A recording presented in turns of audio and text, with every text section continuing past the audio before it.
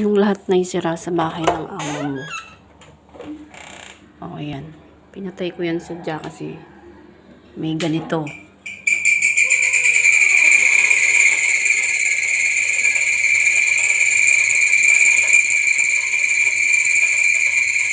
Ano ba kasing problema mo?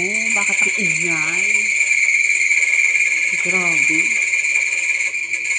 Sakit sa tenga.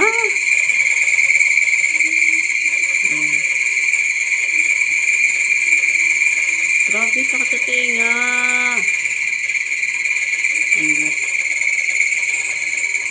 Ano ba kasing problema nito? Naikot naman siya. Yung sa kusina, ganito din. So, yan.